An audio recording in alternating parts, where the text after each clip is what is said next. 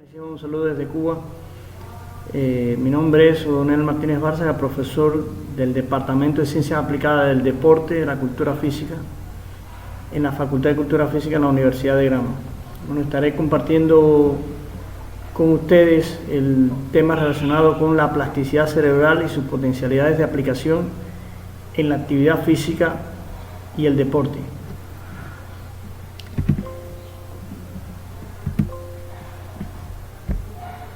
Bueno, es necesario hacer una aproximación a lo que se conoce de manera general respecto a las generalidades del sistema nervioso, en tanto que en el mundo académico y específicamente lo que tiene relación y vínculo con las ciencias aplicadas al deporte, la fisiología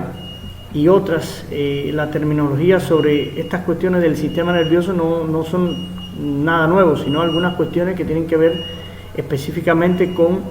el funcionamiento y los elementos que se basan en el intercambio fisiológico que tiene implicación directa con la actividad física y las funciones fisiológicas del ser humano. En este caso, bueno, el sistema nervioso es, por ende, el sistema que mayor vínculo y de mayor influencia en el resto y de mayor gobernación que tienen el resto de los sistemas. Es decir, desde el punto de vista jerárquico, es un sistema que controla, regula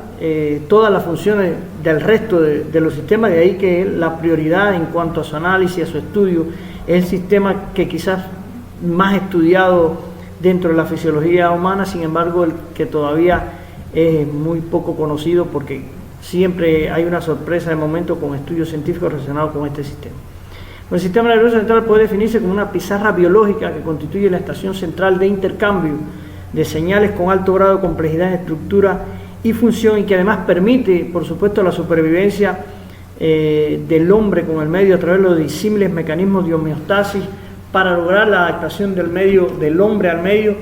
y además ese vínculo con esas formas complejas de autodesarrollo y de desarrollo que tienen que ver con la vida propiamente, básicamente la vida del ser humano. Este sistema está constituido por dos grandes divisiones, el sistema nervioso central y el sistema nervioso periférico. Bueno, la unidad operativa, su unidad estructural y funcional es la neurona. Es una célula altamente especializada, está formado por un cuerpo celular, un soma y varias dendritas y un axón, que es la estructura morfológica que conecta una neurona con otra y hace posible la propagación del impulso nervioso. Aunque la mayoría de las neuronas muestran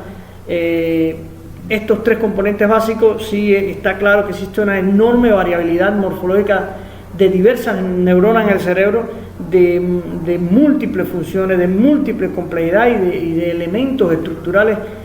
muy variados. Ahora, está claro que esta es la unidad básica de forma general, un cuerpo y un soma con un axón que es el que permite el desarrollo del impulso nervioso. La sinapsis es el fenómeno básicamente fisiológico que permite el intercambio de señales y de información entre una neurona u otra en una milésima de fracciones de segundo, y esto se replica a lo largo de todo nuestro cuerpo, a lo largo de todas las estructuras de nuestro sistema, y que es la base fundamental para desarrollar lo que se conoce como los mecanismos fundamentales vinculados con el fenómeno de neuroplasticidad. Es decir, no se puede hablar de neuroplasticidad, no se puede hablar de plasticidad neuronal si no es posible a través del fenómeno de sinapsis con todos los elementos que en ellos está incorporado. Ahora, sumación espacial y temporal es una capacidad de almacenar y propagar información en forma de impulso nervioso, y que es la base fundamental para la capacidad de integración del sistema nervioso. Tampoco se puede hablar de plasticidad cerebral si no se tiene en cuenta esa alta especialización de la capacidad que tiene el sistema nervioso para integrar todas las funciones que tienen que ver con el resto de los sistemas. Se estima que el sistema nervioso está compuesto por más de 100 millones de neuronas.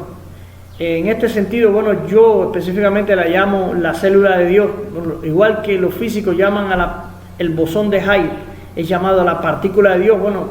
bien se le podría denominar la célula de Dios a esta célula porque tiene un alto grado de especialización, de funciones que aún todavía no han sido descubiertas del todo y que nuevas investigaciones con los cambios vertiginosos de la ciencia y la tecnología aportan nuevas informaciones al conocimiento específico de cómo funciona esta célula a nivel intrínseco. Por tanto, en ella también existe un gran componente de potencial para lograr que estas adaptaciones no solo sean paulatinas en el tiempo, sino que sean atenuadas con el alto grado de complejidad que tienen las nuevas exigencias de la supervivencia en el intercambio del hombre con el medio. El potencial de acción es, básicamente, es el fenómeno fisiológico que a través de esa sinapsis se produce al intercambiar información de una neurona a otra, y que mayormente son de dos tipos: la sinapsis o el potencial de acción neuroneuronal y el potencial de acción neuromuscular o potencial de placa motora, que tanto uno como otro en la actividad física y el deporte, por supuesto, y en la vida común, es de vital importancia y es extremadamente importante su conocimiento, y de eso depende incluso el éxito o el desencadenamiento objetivo y efectivo de muchos fenómenos fisiológicos, incluso fenómenos biomecánicos y bioquímicos que tienen lugar en la actividad física y el deporte. Bueno, esta complejidad a un nivel celular es expresada también a un nivel macro a través de las diferentes estructuras de la cabeza, donde aparecen y pueden ser visibles de forma anatómica las estructuras fundamentales que tienen que ver con el sistema nervioso, específicamente la masa encefálica, donde está toda la corteza, que es del conocimiento científico e incluso del vínculo que tiene la fisiología con los fenómenos de la vida cotidiana, pero también de los fenómenos que tienen que ver con la especialización en caso de la práctica de la actividad física y el deporte, que existen diferentes áreas que tienen una función específica que se le otorga a cada acción, a cada movimiento, a cada actividad vinculada con un proceso de alta complejidad y que tiene una base desde esta función fisiológica y de este cuerpo celular como son las neuronas. Sin embargo, aparece la masa encefálica como parte de esta estructura, el cerebelo, el tronco encefálico, que es determinante para el control de muchas funciones y que tienen un vínculo directo también con algunas expresiones neuroplásticas, y el sistema límbico. En este sentido nos vamos a especificar en cada uno de ellos, sí expresar que en el caso del sistema límbico, que son todas las estructuras constituidas por amígdala, hipocampo, giro cingulado y el hipotálamo, que es la unidad y el centro de formación fisiológica de este sistema límbico, tienen un vínculo directo con las acciones que tienen que ver con el desencadenamiento de la actividad compleja, pero además de eso con algunos elementos que están vinculados fundamentalmente con este fenómeno de la plasticidad cerebral. Bueno, el sistema límbico es un sistema formado por estructuras cerebrales que se encargan de gestionar las respuestas fisiológicas ante estímulos emocionales y está relacionado directamente con fenómenos como la memoria, la atención, los instintos sexuales, las emociones,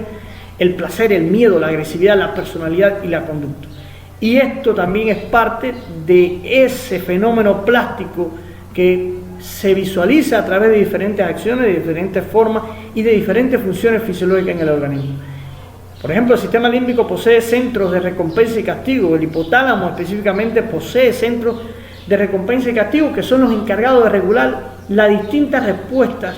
que todavía no han llegado a corteza a un nivel de concientización óptimo. Sin embargo, son parte de una respuesta refleja y no por ello dejan de ser parte de una respuesta neuroplástica en todos los sentidos de este proceso.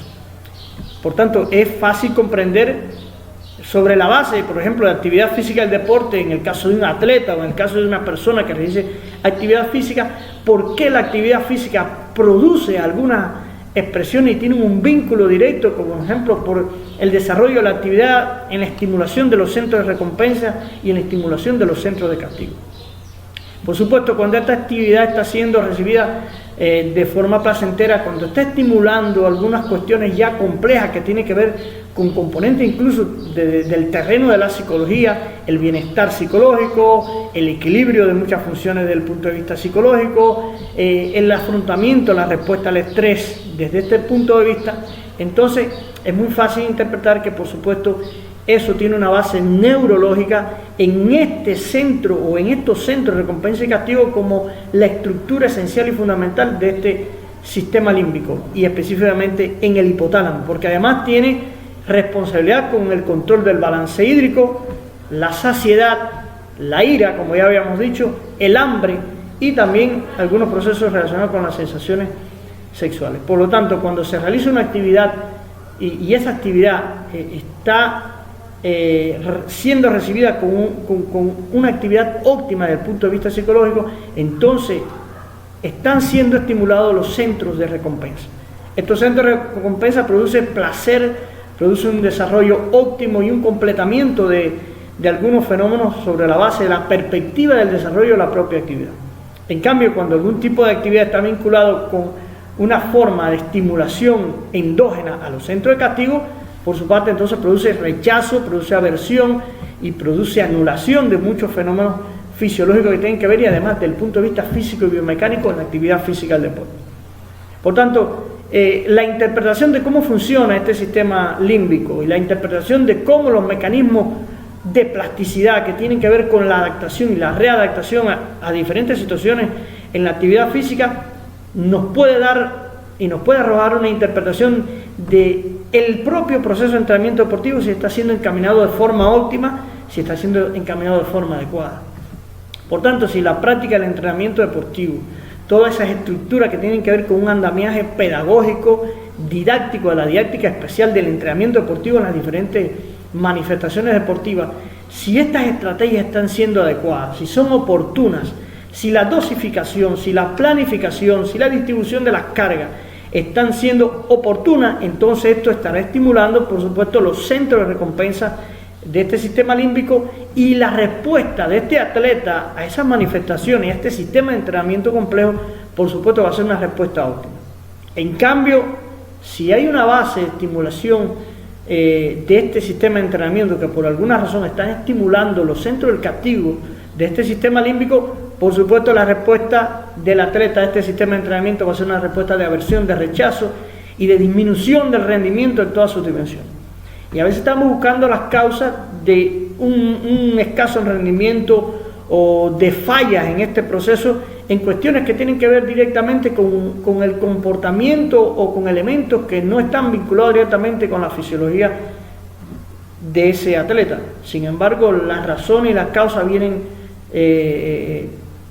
expresándose desde estos niveles, de los niveles fisiológicos desde el punto de vista. Ahora, también como parte de este proceso del sistema límbico y vinculado a estos procesos de neuroplasticidad que tiene el sistema límbico y que algunas estructuras que más adelante vamos a estar vinculando y hablando sobre estos elementos tienen que ver con estos fenómenos neuroplásticos, también está el cerebelo. El cerebelo es conocida como el área silente, puesto que la estimulación, los estudios de la estimulación a este sistema no ha arrojado incluso muchas expresiones. Se dice el área silente porque la estimulación al cerebelo no ha provocado ciertas manifestaciones notables. Sin embargo, cuando se oprime o hay una ablación, una lesión a nivel del cerebelo, sí se pueden ver afectadas la mayoría de las funciones neuromotoras de este proceso. Sin embargo, el cerebelo en estudios ha manifestado fenómenos neuroplásticos relacionados con el aprendizaje motor. De tal manera que dentro del proceso de entrenamiento deportivo no podemos obviar el fenómeno del aprendizaje motor como un componente clave en este proceso. Por supuesto, si estamos pensando en deportes de alta complejidad, como el caso de la gimnástica, o el caso de otros deportes, incluyendo todos los deportes, incluso hasta los deportes extremos,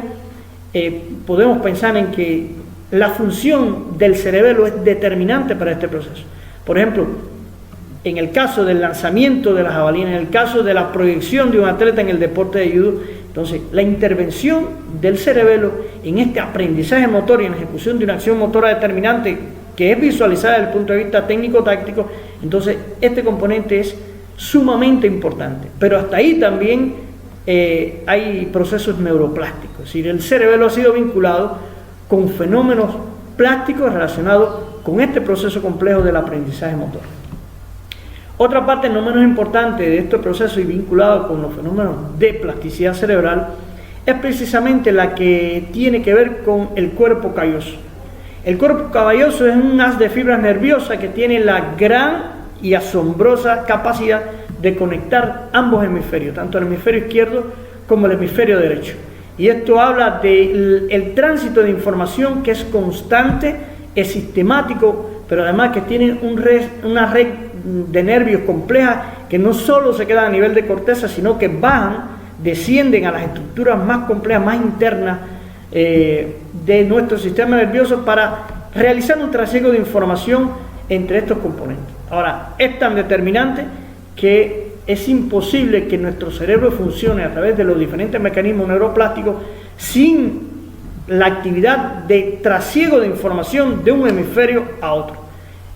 Es conocido que la función del hemisferio izquierdo es muy distinta a la se encarga de funciones más elementales como la actividad científica y otros elementos que tienen que ver con la función, sobre todo el hemisferio izquierdo del habla, las estructuras que tienen que ver con el proceso del área, como el área Wernicke, el área de Broca, el área de asociación límbica, que hay una área en corteza que se encarga de este proceso de asociación límbica, pero la función fundamental de este cuerpo calloso es lograr que el trasiego de información sea adecuado. Una de las acciones, por ejemplo, para el tratamiento de enfermedades como la epilepsia, que se aplicó en la década del 50, fue la técnica de split brain, es decir, cerebro hendido. Se seccionaba el cuerpo calloso para controlar esas descargas epilépticas desordenadas. Por supuesto, esto inicialmente resolvía el problema de anular hasta cierto punto estas descargas desordenadas del cerebro relacionado con el fenómeno y el foco epileptógeno. Sin embargo, creaba otro problema mucho mayor, y era que la persona entraba en un estado como si viviera con dos cerebros totalmente independientes y con las funciones alteradas muy cercano a las alteraciones que se producen en las personas que tienen otro tipo de trastornos, como los trastornos de demencia y otros. Por tanto, la función del cuerpo calloso y la transmisión de información de un hemisferio a otro es fundamental para lograr un desarrollo óptimo de los mecanismos neuroplásticos. Por otra parte, dentro de este sistema límbico hay una estructura llamada hipocampo. Ahora, la memoria como fenómeno fisiológico es conocido que es la función del cerebro que permite al organismo codificar, almacenar y recuperar información con un resultado de las conexiones sinápticas repetitivas entre neuronas, y lo que crea además redes neuronales complejas con clara evidencia de activación de mecanismos neuroplásticos. Esto lo habló Robert Feldman en 2005, mucho antes ya se venía refiriendo, por supuesto, pero en estudios realizados por este científico pudo encontrarse alto componente y responsabilidad en los mecanismos neuroplásticos con la función específicamente del hipocampo, que es el encargado de la memoria. Ahora, el fenómeno, por supuesto, de captar información no es puramente un fenómeno tácito de la función hipocámpica, sino también de algunas otras estructuras como las conexiones de los grupos neuronales que tienen que ver con el proceso de memorización. En este sentido, la memoria es clave para realizar cualquier tipo de actividad física. Ahora, no solo en el componente funcional fisiológico se puede hablar de plasticidad. Es decir, existe una plasticidad toda vez que hay procesos, cambios de adaptación y readaptación. Pero también cuando hay problemas de lesiones, ya sea por un accidente cerebrovascular, que es un componente interno, o un agente externo que agrede al sistema nervioso y que lo daña de alguna forma, también se pueden ver claramente cómo esos mecanismos neuroplásticos, por una asombrosa capacidad casi divina, diría yo, de un proceso complejo, puede incluso solucionar y solventar esas afectaciones a través de esa maravillosa propiedad que se llama la neuroplasticidad.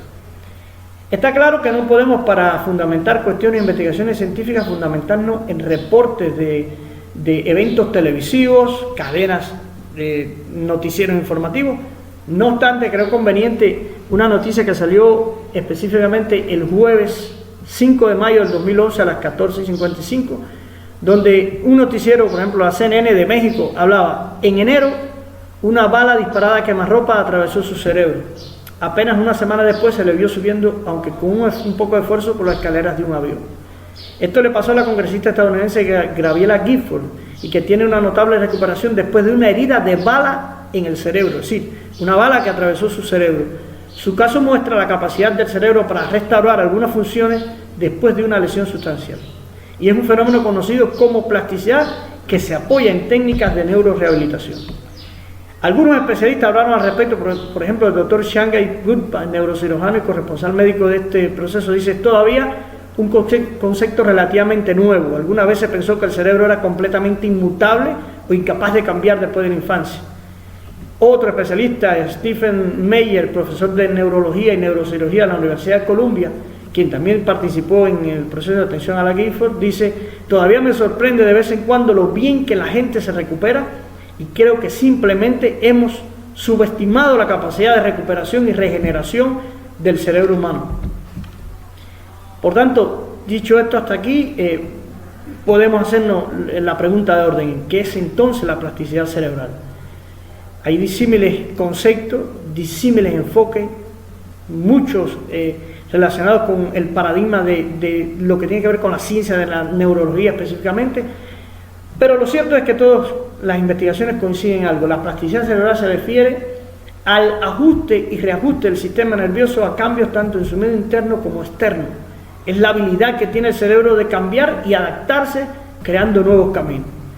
Esta es una de las propiedades especialmente importantes del cerebro en desarrollo, y esta posibilidad de cambiar persiste y se extiende a lo largo de la vida. Es decir, que en un momento determinado se pensó que el cerebro tenía plasticidad en las primeras edades tempranas, ya que captaba todo el cúmulo de información que venía del medio, y que solo en ese tiempo era que se manifestaba claramente la plasticidad cerebral. Sin embargo, los últimos estudios en los que han participado, por ejemplo, una cantidad enorme de investigadores de alto quilate, como Rebolledo, Vergado, Almaguer, y específicamente investigadores cubanos unidos al trabajo de investigadores internacionales, han indagado y se han acercado a este mundo de la neuroplasticidad. Se ha demostrado que existe plasticidad incluso en edades avanzadas. En la tercera edad, por ejemplo, todavía hay algún tipo que otro mecanismo neuroplástico. Ahora, con relativa frecuencia, esta capacidad adaptativa juega un papel importante en la recuperación del cerebro lesionado. Los ejemplos de plasticidad son constantes aún en la vida cotidiana. Por ejemplo, tenemos el caso de una persona que recibió, era un salvavidas brasileño que recibió una herida con un objeto contundente que fracturó su cráneo y atravesó su cerebro. Después fue atendido y posteriormente estaba vinculado al trabajo, casi con la totalidad de las funciones recuperadas. Churchill, Galvez, Columbine, Ronen, Kremer y otros han hablado sobre este tema, vinculado sobre el efecto que tiene la realización del tratamiento para buscar los mecanismos neuroplásticos que puedan llegar a ser muy cercanas a la normalidad las funciones de nuestro sistema nervioso.